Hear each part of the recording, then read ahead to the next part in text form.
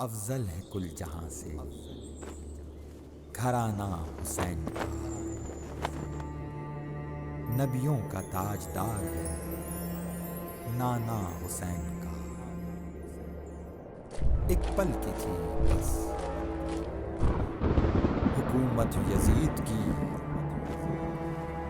صدیاں حسین کی ہیں زمانہ حسین کا۔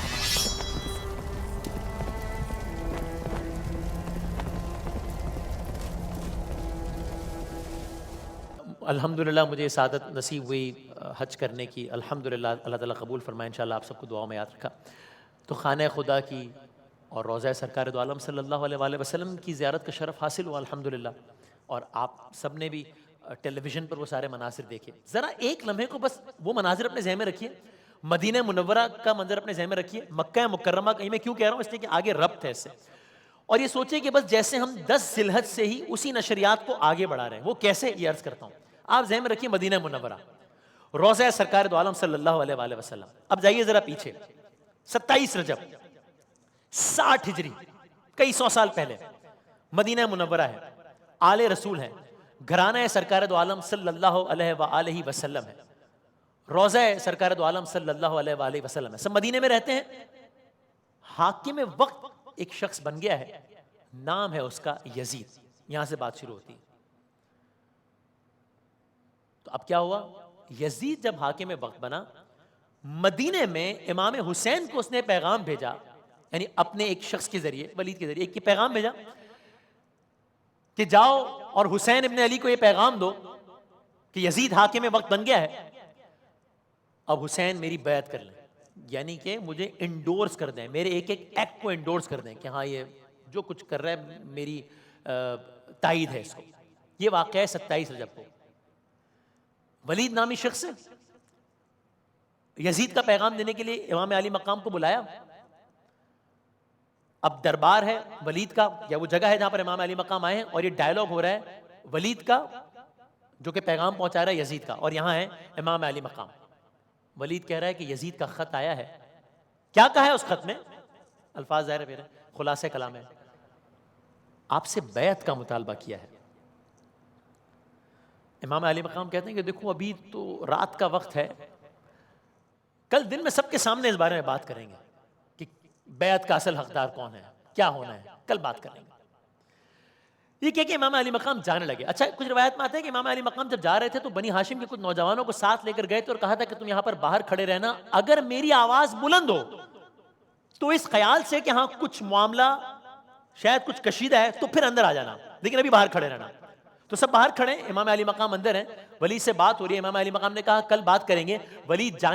امام علی مقام یہ بات کر کے جانے لگے، ولید نے کہا ٹھیک ہے۔ مروان جو وہاں ایک ساتھ جو موجود تھا ولید کے، اس نے کہا ولید یہ تم بہت بڑی غلطی کر رہے ہو۔ کیا مطلب؟ ولید یہ سوچ لو کہ اگر آج، میں اس کے الفاظ میں اگر آج حسین ابن علی کو جانے دیا نا اس دربار سے، پھر یہ دوبارہ ہاتھ نہیں آئیں گے۔ یہی موقع ہے، یا تو جس طرح یزید نے کہا نا کہ یا تو بیعت لے لو، یا تو یزید نے کہا ہے کہ اگر بیعت نہ کرے حسین سر قلم کر دو، یہ آج ہی یہ کام کر دو۔ زہرا سلام اللہ علیہا کے لال نے یہ کلام سنا، ولید کی یہ بات، یہ مروان کی یہ بات سنی جو ولید سے کہہ رہا تھا کہ حسین کا سر قلم کر دو اگر بیعت کو راضی نہیں ہوتے۔ زہرا کے لال کو جلال آیا، امام عالی مقام کی آواز جلال میں بلند ہوئی۔ امام عالی مقام کی بلند آواز سن کر بنی ہاشم کے وہ نوجوان جو اب تک باہر کھڑے تھے دربار میں داخل ہوئے اور امام عالی مقام کو اپنے حصار میں لے لیا۔ قصہ مختصر، امام عالی مقام نے بیعت سے صاف انکار کر دیا۔ وہاں اس وقت ایسا ماحول ہو گیا کہ پھر وہ بات اب امام نے بیعت سے انکار کر دیا۔ یہ ایک ایسا، میں نے کہا خود داستان کربلا میں بہت ساری داستان ہے، جس طریقے سے ولادت کی اتنی ساری داستان تھی آپ کی خدمت میں عرض کی، اب یہ ایک واقعہ، یہ تو ہو گیا۔ لیکن امام علی مقام نے یزید کی بیعت سے تو انکار کر دیا، ساتھ ہی ایک فیصلہ کر لیا کہ اب ہم مدینہ چھوڑ دیں گے، اب ہم مدینے میں نہیں رہیں گے۔ یعنی میں یوں کہ کہوں تو غلط نہیں ہوگا نا کہ جان مدینہ نے مدینہ چھوڑنے کا فیصلہ کر دیا کہ حالات اب ایسے ہو گئے کہ مدینے میں رہنا مناسب نہیں ہے۔ تو اب کیا ہو رہا ہے، آل رسول شہر رسول چھوڑ رہے ہیں. یعنی اب کہنے کو ایک بڑی سادہ سی ایک عام سی بات ہے کہ انہوں نے طے کر لیا کہ مدینہ چھوڑ رہے ہیں. اب ذرا اس کو صرف ریلیٹ کریں ہم اپنے آپ سے. اگین میں بار بار یہ بات کہتا ہوں کہ جب بھی ہم کوئی مثال عرض کرتے ہیں تو ہم یعنی کوئی ریلیٹ ہم کر ہی نہیں سکتے, ہم کہاں وہ کہاں, لیکن صرف ذرا معاملے کی سیریسنس کو سمجھنے کے لیے ہم اپنی ایگزامپل لیں تو ذرا سا ہمیں اندازہ ہوتا ہے کہ اچھا یہ کتنا سخت معاملہ ہے. یہ فرض کر لیں آپ اور میں دنیا کے جس شہر میں بھی رہتے ہیں, ایک کوئی عام آدمی ہو, بالکل عام حالات ہوں, یہاں تو حالات ہی الگ ہے نا, نہیں بالکل عام حالات ہوں, بلکہ ایک عام آدمی ہے, وہ ایک شہر میں رہتا ہے اور اس کو دنیا کے کسی اور شہر میں بہت اچھی اپورچونٹی ہے, یعنی اس کو پتا ہے کہ میں یہ شہر چھوڑ کے اس شہر میں چلا جاؤں گا تو میرا لائف سٹائل بہت بہتر ہو جائے گا. اس کے باوجود عام حالات میں عام آدمی کو کوئی عام شہر چھوڑنا مشکل ہو جاتا ہے کہ یار یہاں میرا بچپن گزرا ہے, یہاں کی گلیاں سے میں مانوس ہوں, تو میں یہ شہر چھوڑنا آسان نہیں ہے. اب یہ آئیے, یہاں آئیے, فرزند علی ہیں, حسین ابن علی ہیں, نواسہ رسول ہیں, تو شخصیات ہستیاں کون ہیں؟ شہر کون سا ہے؟ شہر مدینہ ہے, روضہ رسول ہے, چھوڑ کے جانا پڑ رہا ہے, اور کن حالات میں چھوڑ کے جانا پڑ رہا ہے, تو کتنا مشکل ہوگا. تو یعنی خود رخصت مدینہ, اور پھر اکیلے نہیں جا رہے, اہل و عیال کے ساتھ جا رہے ہیں, مستورات خواتین کے ساتھ جا رہے ہیں, بچوں کے ساتھ چھوڑ کے جا رہے ہیں. تو خود رخصت مدینہ ایک بڑا سخت مرحلہ ہے. یعنی آپ سوچئے جس مدینے کی گلیوں میں حسین کھیلے ہیں, آج وہی مدینہ امام علی مقام اپنے اہل و عیال کے ہمراہ چھوڑ کے جا رہے ہیں. تو اب کیا ہوا؟ جب چھوڑ کے جا رہے ہیں تو لازم ہے نا کہ امام علی مقام روضہ سرکار دو عالم صلی اللہ علیہ وسلم پر گئے ہوں گے.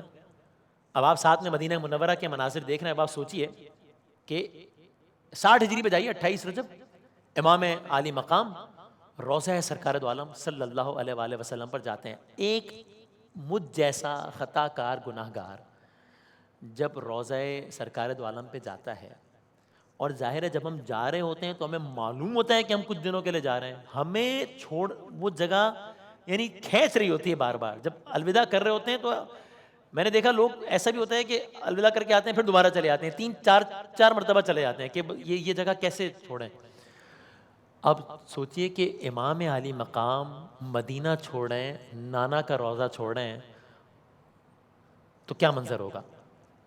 گویا امام کہہ رہے ہوں کہ بس تیرے شہر سے جاتے ہیں, تیرے شہر سے جاتے ہیں, دے ہم کو دعا نانا, کیوں آباد کریں گے ہم اب کرب و بلا نانا.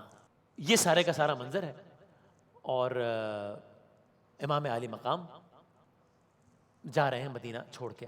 گویا امام علی مقام یہ بھی کہہ رہے ہوں کہ اماں کی لہت چھوٹی, روضہ بھی تیرا چھوٹا, اس وقت کلیجے پر خنجر سا چلا نانا. یعنی امام علی مقام پر بظاہر تو خنجر 10 محرم کو کربلا میں چلا ہے, لیکن گویا اس کی ابتدا اس انداز سے مدینے میں ہو گئی کہ ماں کی لہت چھوڑ کے جا رہے ہیں, نانا کا روضہ چھوڑ کے جا رہے ہیں. روایات میں آیا کہ جب امام علی مقام, اب یہ 2 مناظر ہیں نا, امام علی مقام روضہ سرکار دو عالم پہ گئے الوداع کرنے کے لیے, اور اپنی والدہ محترمہ کی لحد پہ گئے الوداع کرنے کے لیے. اب یہ دونوں کے سینیریوز کیا ہیں؟ روایت میں آیا امام علی مقام جب نانا کے روضے پر الوداع کرنے کے لیے جا رہے تھے نا, تو بڑے اہتمام کے ساتھ جا رہے تھے, قدم جما کے جا رہے تھے. مگر جب ماں کی لحد پہ گئے تو ایسے لپکے جیسے کوئی چھوٹا بچہ ماں کی گود میں لپک کر جاتا ہے, ایسے لپکے. میں ایک لمحے کو مجھے یاد آتا ہے وہ واقعہ کہ جب سرکار دو عالم صلی اللہ علیہ وآلہ وسلم اپنی مادر گرامی جناب آمنہ مقام ابوا سفر کے دوران رحلت فرمائی, اور کس طریقے سے سرکار دو عالم صلی اللہ علیہ وآلہ وسلم اپنی ماں کی لحد کے پاس جا کے گریہ فرمایا تھا, مجھے ایک لمحے کو وہ واقعہ یاد آتا ہے. تو بہرحال مدینے میں اداسی ہے, اور کیوں اداسی ہے؟ اس لیے کہ فرزند پیمبر کا مدینے سے سفر ہے, فرزند پیمبر کا مدینے سے سفر ہے, سادات کی بستی کے اجڑنے کی خبر ہے. 28 رجب 60 ہجری امام حسین مدینے سے روانہ ہو گئے. افضل ہے کل جہاں سے گھرانہ حسین کا, نبیوں کا تاجدار ہے نانا حسین کا. ایک پل کی تھی بس حکومت یزید کی, صدیاں حسین کی ہیں، زمانہ حسین کا۔